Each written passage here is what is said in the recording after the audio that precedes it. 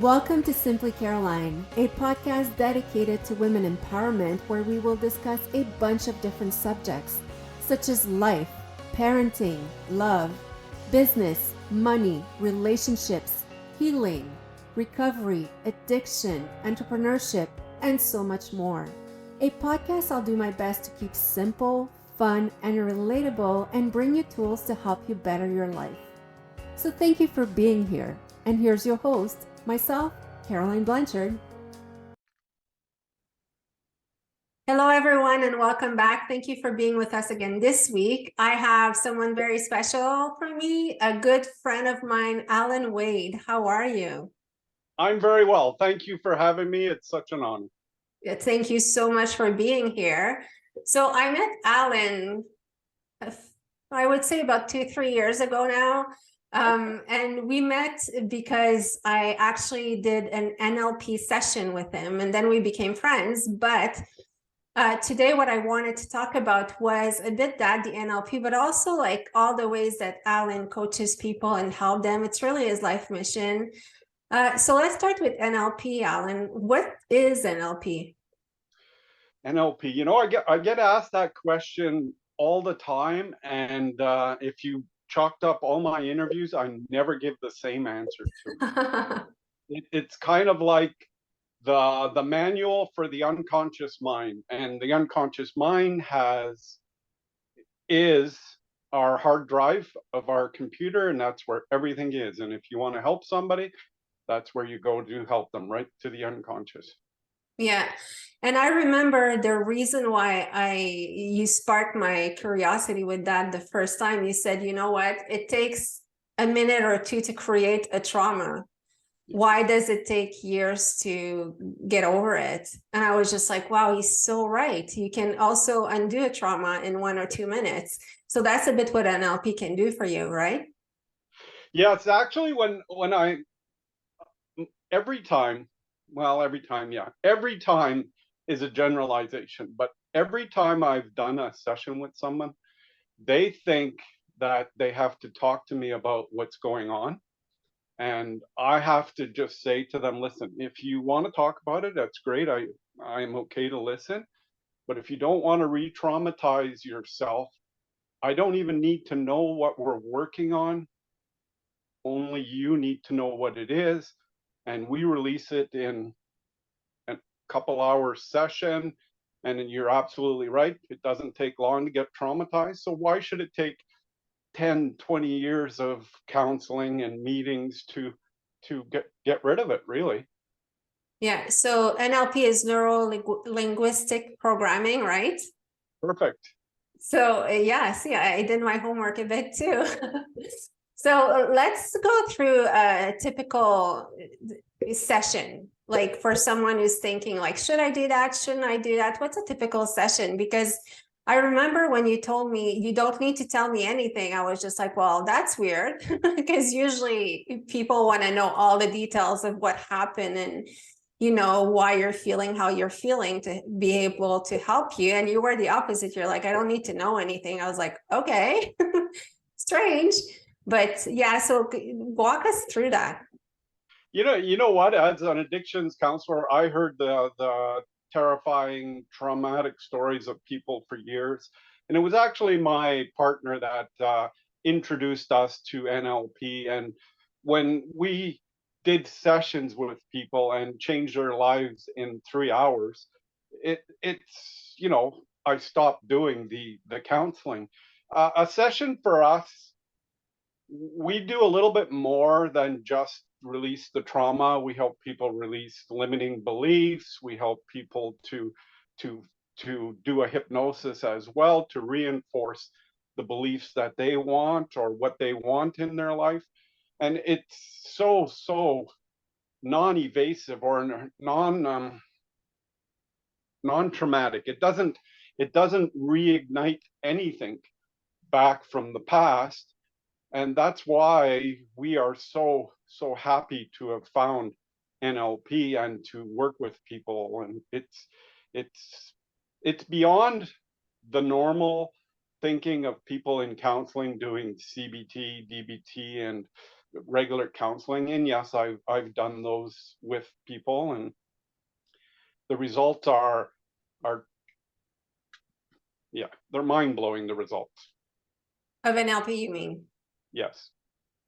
Yeah. Well, I remember, you know, because I did talk therapy in my earlier years. And for me, I always said, well, there's something that doesn't work for me because it's too logical. Like they're asking me stuff that I know the answers, and I also know what they want to hear, and I almost know what they're going to tell me. So it's very hard to let go. And it's almost like when you have a trauma inside of you, or you have something, you know, the information is not enough, because knowing, like, if information was enough, no one would be obese, because we all know not to eat junk food, and we all know to eat healthy, and we all know that we should follow some portions. So why we don't do it, that's a different story. It's like sometimes your brain is disconnected from not your brain, but I mean what you know is disconnected from the rest. So you know stuff, you know what to do and you know what not to do. But then I would get into situations that I knew exactly where it was coming from, what was my triggers, everything, but I would still react in a certain manner.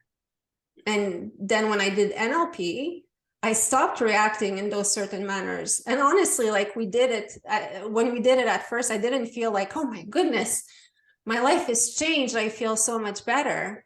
But with time, I realized, I'm not triggered by certain things anymore. Yeah. NLP is kind of like this. When you're trying to lose weight, or you're trying to do something stopping you from doing it, even though you know you have to do it, just like you said, I know that I have to, and I want to, but what is stopping me? And that is something in the unconscious mind. That is in the hard drive from years past, or from, you know, your environment or your social surroundings. And we don't even realize it's there as a background program that's there to, you know, keep you well, once that program starts running, it's to keep you where you're going. So NLP goes right to the root cause. One of the questions of doing a session is it all right with your unconscious mind for you to release this emotion of whatever we're working on, and for you to be aware of it consciously? That's powerful.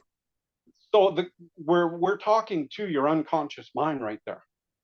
And your conscious mind, all it has to do is answer yes, and we get rid of it.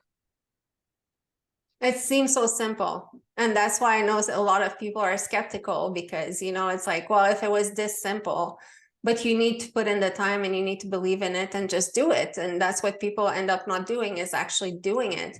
So where can people reach you at if they want to experience? You know what? They can reach us at tmw.coach. It's our website. They can leave a message for us. They can find me on Facebook, Instagram. Yes, don't ask me the Instagram name. I don't remember it all the time. Alan Wade 19, AR Wade 19, something. But they can find me at you. Just leave us some. Well, the something you said really, really powerful, and this is what people don't understand is, if you think you can, you're right. But if you think you can't, you're still right. What you think, you create. And that's the power of it. And that's so powerful. And we don't realize how powerful it is. You know, when we say, if you think you can't, well, you are right as well. Yes. Yeah. Yeah. Yeah. No, honestly, for me, it was one of the best experiences, and I recommend it to everyone. And then I got to know you, you know, a bit more, and discovered that you were an addiction counselor before. I discovered your story. You have books. You're a best-selling author. So talk to me a bit about, like, how did you I know that Cindy discovered NLP and introduced you guys to it, but way before that, you know, you were not raised into the spiritual environment or into holistic approaches. How did you get there in your life? You know what? You meet people in your life for, I believe, you meet people in your life for a specific reason. Before I met Cindy, I was an addictions counselor. I was doing good. I had gone back to school to be a social service worker in my mid 40s. Yes, I mid 40s, and I was on a good path. But when I met Cindy and we got to know each other and we got together, she introduced me to all of these other ways of doing things. And if it wasn't for her, to be really honest, if it wasn't for her and meeting her, I wouldn't be an author, because I'll be honest with you, I don't like to read. My personality is a listener. I listen. All my trainings, I do better with Audible, and I do better listening and doing the work. Reading for me is a chore because of all those books I had to read to go through school for years. Mm. And it's all because she introduced me to Bob Proctor and Abraham Hicks and Bruce Lipton and Joe Dispenza. And I just started listening to these people, and it was like, where are these people coming from? Like, why isn't this stuff taught in school and stuff? But they're so far advanced that schools don't recognize what they're doing, because it puts the system to shame, right? The old system. And what we have to realize is there are better ways to do things. And you know what? There'll probably be better ways years from now to do things as well. But you have to be open to learning things. And it's because of Cindy that I'm an international best-selling Guinness World Record holder. All of these things I don't even like saying, but it's all because of her. And if I hadn't met her, I wouldn't be on this path. But So you did your own way too. Thank you, Cindy. So what are your books? you know what? Our first book, The Magic Within, How to Transform Our Lives. This was just before we started NLP. We got together, and that whole book is an amazing event, because we went to Bob Proctor. Cindy had been told by a psychic she was going to write a book. She told me she wanted to write a book. And then this guy on the stage says, I help people write a book. So I paid $5,000. We joined his thing. We wrote our first book. We wrote a book to just help people with no plan. And I mean, no plan, no, forward thinking or anything. We wrote a book to help people. I gave a little experience, life experience, a traumatic event. Cindy shared a traumatic event, and we shared all sorts of tools to deal with things. And then suddenly people are calling me saying, I want help. I want you to help me. And I didn't have a company. I didn't even have consent forms or anything. And I had clients. And it all because of that first book. It's an amazing story, actually. Yeah, and it's a powerful book. So The Magic Within, that can be found on Amazon. Yeah. I think we're on the third edition. We keep adding to it, and sharing more tools with people. And Okay, they're so easy. sorry. No, Share go one ahead. of the tools that is in that book. You know what? A lot of things, a lot of times, and it's a tool I use with people all the time. People are depressed, or they can't get out of a mood or something like that. One of the easiest ways to change your mood or change the way you see the world is play your favorite song. Just sit down and play your favorite song, not a song that brings you down, a song that makes you happy, and it makes you smile, and it makes you want to get up and scream and dance or whatever it is. And you watch how fast just that little simple tool changes your day, changes your mood right away. You're right. I know that when I listen, if my favorite song like plays and I'm not in a good mood, it seems like loud and it gives me a headache. But I realize with time that's because I'm refusing to let myself becoming in that good mood this song brings, so it just becomes noise. But you're right, like music can help so much. Yeah. And it can help in both ways. It can make you even more depressed if you're going into those depressive songs. So go to the ones that like really make you feel better. Right. So what's next for you, Alan? Because I know you have so many projects and you're coaching people and you're still promoting your books, but what's next? You know what? I'm not one that lives or thinks about the past or thinks too much about the future. I'm in this moment right now, and you know our story of the house, so that's finally finished. So this moment, I'm actually this specific moment, I'm actually free to expand, to go anywhere, to do anything I want, and I'm just allowing things to happen. I do have the book, The Calling, still in the back burner working. So you never know with me. It's an open world, and I love it. Yeah, let's talk about this a bit because some people will hear that and be like freaking out that you have no plan, that you're just like going with the flow. You do have a general plan of your life, which is basically trusting that everything will be okay. But let's talk about this. Like, how do you get in that state and how do you stay in that state? Because it's not easy. Yes and no. It's not easy. It's easy for me because I've been in the state and practicing it for so many years that it's become real easy. And as a teacher, I got to remember that just because it's easy for me now, I got to remember how long it took me to get to a point. And part of what my mistakes were is I didn't do it with anyone helping me. I just did it. And, the lessons I learned took time because you take a couple steps forward, you do a couple steps back. But being in the here and now is kind of like this. If you're worrying about the future, you're missing what's happening right now. And if you're living in the past, it's most likely you're living something negative or something bad. So that's really ruining the here and now, right?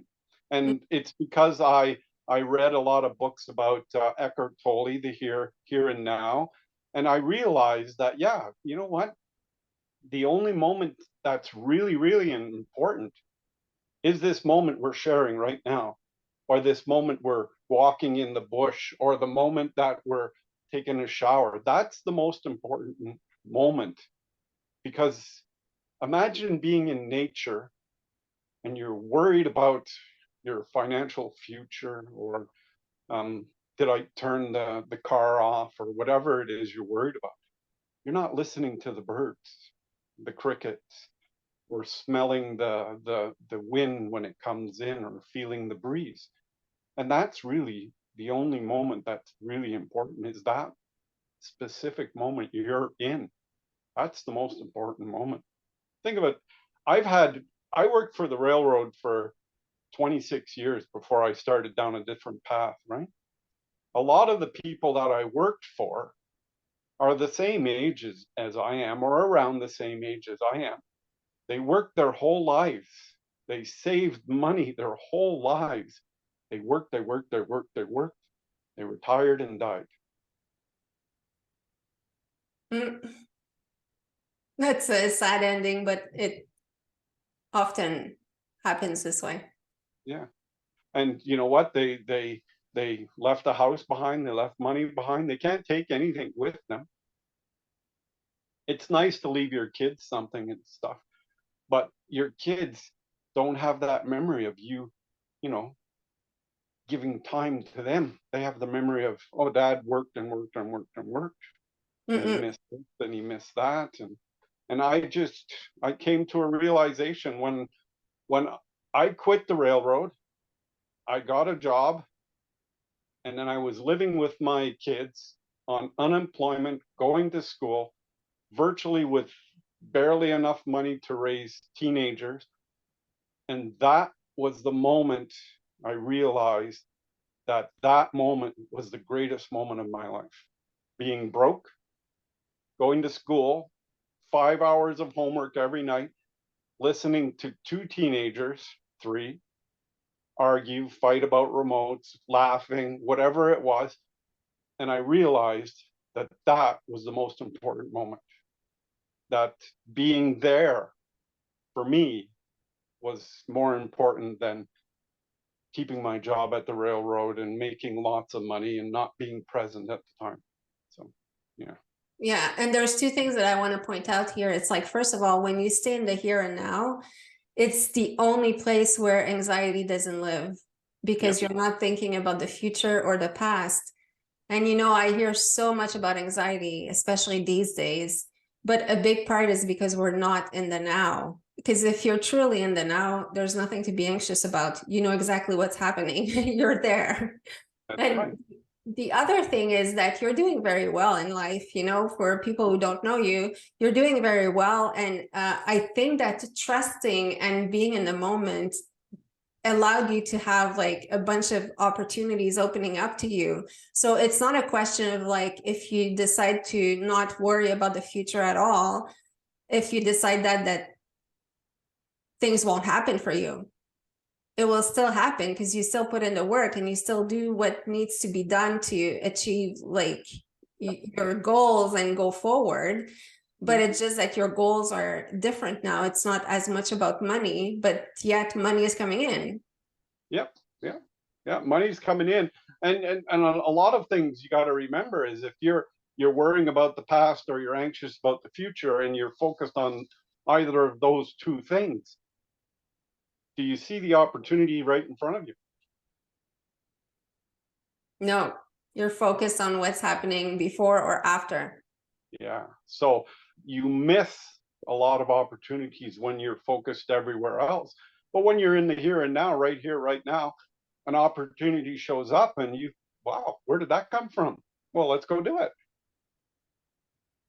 So you're also in a state of gratitude, right? Yes. You know what? People have a hard time with this, but for me it's funny. I'm grateful for everything that's happened. The traumatic event at 10 years old, all the failed relationships, all the failed attempts at businesses, everything that worked out, whichever way it worked out, good things, bad things, or not so great things. I'm grateful for all of it because it's put me right here, right now, on a podcast with you. There you go. Yeah. So, but you know what I was going to say about that is, what would you answer to someone who's like, well, it's easy for you to say you're grateful now, your life is going well. But what about when you were in those moments? You know what? When I was in the beginning of before I began to change, you're right. I was living in anger and violence and drugs, and I wasn't in the here and now. I was in the past, and that was the lesson I learned later on. That the more I focused on what happened at that church and what happened to me, the more it just kept cycling and making me angry, and it stole so much for me when I allowed that to all happen. And you know what? You're right. It was hard, but once I started to realize that that has made me who I am, a very resilient, a very strong person, independent, and everything that's happened in the past. And I drive Cindy crazy with this, and she says, "Well, how can you be so sure? And how?" And you know what? I look back to the past, and I said, "Well, I got over this, I got over that, I made it through this, I made it through that. This is nothing. This is gonna be easy. Like, come on!" It drives her crazy. Yeah, and you know, you still have hard moments. I know that your house just burned down not too long ago, and you know, we were chatting when it happened, and you were not that devastated. It was just like, oh darn, you know, the house burned down, and I I know other people that it happened, and it's just like life. It's like life shattering, and it is life shattering to have a house burning down. It's not, a small event, but you chose to really look at it like, okay, it sucks. And, I will have to rebuild now, but then you rebuild something even nicer. Yeah, yeah. And you're absolutely right. When something happens, validate the feeling. Like, what if it pissed you off? You're pissed off. If you're sad or you're hurt or anything, validate that feeling. Don't sit in it and then find something positive in it. And you know what? That turned out to be, and you're right, our house burnt and stuff, and that turned out to be one of the most positive things for us that could ever imagine. And yes, I'll have a hard time explaining it. No, I won't have a hard time explaining it, but it just did. It turned out to be one of the most positive things. And by looking for something positive in such a negative event, I was able to, you know what, you're right. I didn't get too trapped in it and stuff. And it, the benefit of that, yeah, it's going to be hard. Yeah, the benefit of that house burning is just beyond belief. Yeah, well, and like you said, it's hard to understand because as human, we're just like looking at the bad thing that happened, the house burned down. How can you see positive in that? And you know what? It's not a question of like sitting there while your house is burning down and being like, yes, I know something good is happening. Like you said, validate your feelings. And I'm not saying that you were not, hurt or discouraged at certain point, but you didn't sit in those feelings, you didn't dwell on it, and you didn't stay there. And that's the important phase that a lot of people stay at. And me the first, like, when there's a big obstacle arising, you sit in there and you're like moping about it, and then you're talking about it, and then when you talk about it to all of your friends, well, you go see a therapist and you talk about it. You just like find new people to talk about it, and then you start a podcast and talk about it. No, I'm just joking here, but the fact is it's true. It's like instead of letting go, we talk about it and we just dwell in it. So give us like a little trick here about after validating your feeling. And I know it's going to be a simple answer, but just go ahead. What do you do? You know what? It's kind of like I said before. The night of the fire, I went into the house to try to save the tenants' dogs and stuff, and I was sad that I wasn't able to do it. And I was, oh my God, what am I going to do? And I had all of those um, emotions. I had rebuilt that house before, and in the morning when I got up, I just realized, you know what? Okay, it's done. There's nothing I can do about it. There is something I can do about it, and that's find the positive thing, find something, look forward, and know that I could rebuild that whole house, basically rebuild the whole house, or the insurance might rebuild the whole house. But the secret to anything is look for what you want. Don't look for what you don't want. And when you were talking about, yes, talking about this house burning, talking about this house burning, all you're doing is just recycling that emotion of, oh my God, the house burnt. And 2 days later, oh my God, the house burnt. And you know what? I went into, you know what? It's all going to work out. I don't know how. And I'm positive it was going to work out. And it drove Cindy a little bit crazy with that. And I drive crazy Cindy a little bit crazy. She's very tough, so she takes it. But yeah, I knew it was all going to work out. So Yeah, are you seeing someone sometimes as the guy who's too positive? yeah, yeah. Yeah, isn't Yep. that crazy to be, when you think about it? And oh my gosh, I just had like a flashback of like me and my younger loves. You'll leave someone because he's too nice, you know? It's like, poor guy, what worse can you tell someone? You're too nice, so become different. or you'll start being annoyed with someone because they're too positive. But really what happens when we have those feelings, it's because, you know, it puts a mirror in front of our face and it shows us what we're not allowing ourselves to do or what we cannot do. So then that person becomes annoying. And I just want to point that out, like probably a listener right now is thinking that, and I just got the vibe of like, oh my gosh. Yeah, because I remember when I was more miserable, happy people bothered me. I was just like, could you just go be happy wherever else? You know, like, let me be miserable. I wasn't saying it in those words, but it was really the feelings that I had inside of me. So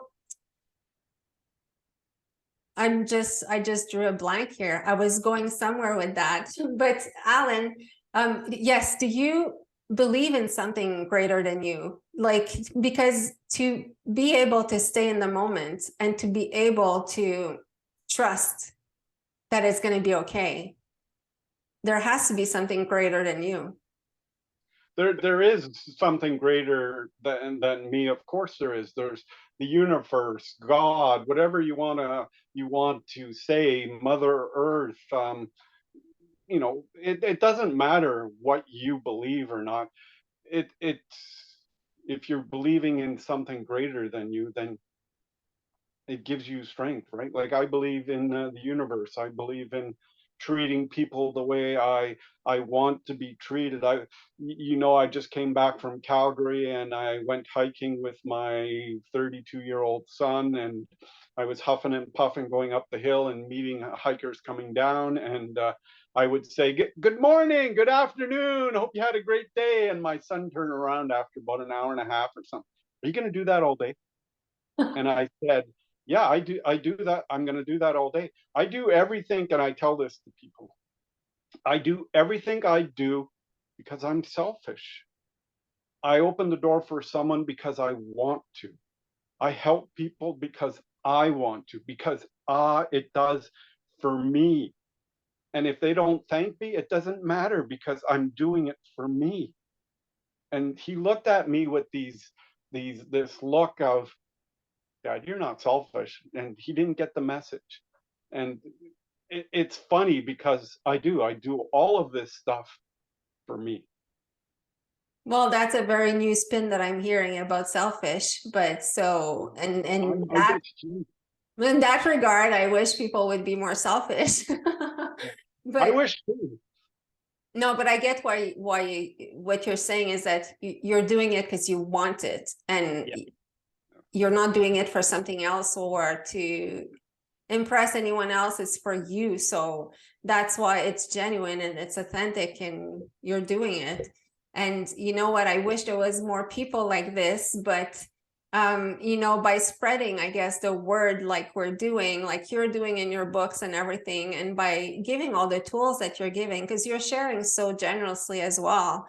You know, you're probably the most generous person that I know, and I'm not saying that just because we're on the podcast. It's true. You are always there to help and listen, and you know, it's genuine, and we feel it. So Alan, thank you so much for being here this week. And I hope that people really got something out of what you said, to stay in the moment, to believe in something greater than them, and, you know, look at the bright side of things. But what would you leave people with? You know what? Something that I've learned and I say to people is never, ever give up. Never. You have greatness in you. You're amazing, and the world needs everybody in it.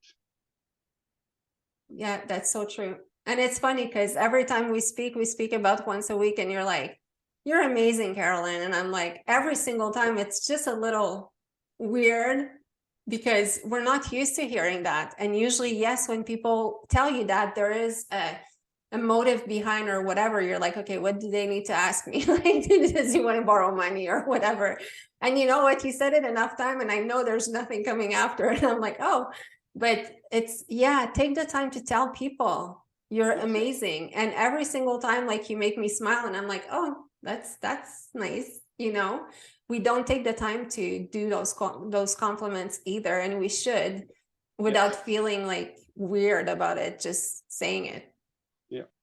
Yeah, no, something people have to realize is we are all much, much more than we think we are. So spread the joy. Spread it out. Let it all go out there. You know, say something nice to the person walking down the street. Smile at someone for no reason, and you watch what happens. Because you know you may be, and you know I don't know how many people I've helped with the books and stuff, but you, Caroline, may be the reason somebody's listening to this podcast and changing their days because of your podcast, because of your guests. You never know who you're going to help, and you never know who needs that smile when you're walking down the street. Yeah, and you're absolutely right. You know what? I appreciate everyone listening, but I never think about like how many people are listening. I'm always thinking with each podcast, I hope it helped one person. And if that one person was out there, it was all worth it.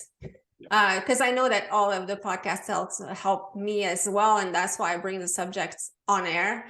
So with this being said, like, thank you so much for being with us. And to everyone who was here this week, thank you so much. I will put all of Alan's information with the podcast so you can reach him. But honestly, go get his book. And I'm saying his book, he has books. But I mean, the first one is definitely one to get. And then you're just going to start the collection there. So The Magic Within. And what's the second part of the title? How to Transform Your Life. How to Transform Your Life. It's on Amazon. Awesome. Well, thank you, Alan. And I wish everyone a beautiful week. Thank you all. Love and light to you all.